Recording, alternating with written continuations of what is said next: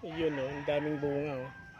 Yan, tuloy-tuloy yan. Mula doon sa una hanggang sa pangalawang sanga, pangatlo, hanggang sa pinakadulo niya oh.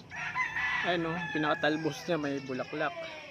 May bunga na rin. So guys, tips naman kung paano tuloy-tuloy yung pamumunga ng ating kamatis. Ayan oh, tuloy-tuloy yan.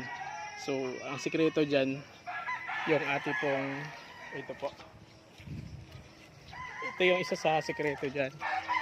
Yung ating pinandidilig. Yan. Yan po yung mga halo-halo ng balat ng prutas. Nandyan lahat ng, pati nga yung balat ng, basta kahit anong balat ng prutas. Nandyan, pati gulay, pati itlog. Nandyan na rin oh. Yan.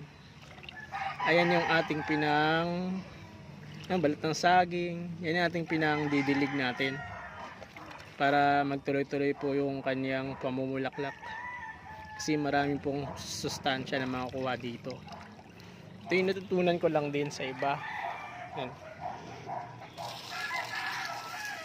Tuloy-tuloy yung pamumulaklak nila. Dahil dito sa ating sikreto. Ito yung pinakasikreto natin. Yan. Natural. Organic fertilizer yan. Yan, organic yan.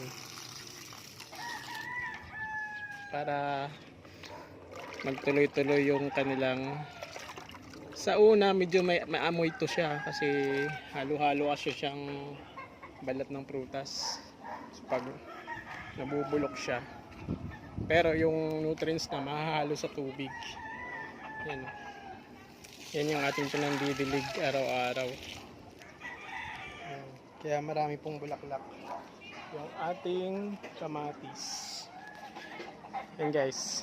So, I hope na merong konti kayong natututunan kahit pa paano. So, sharing lang din naman. Natutunan ko lang din sa iba. Ayan.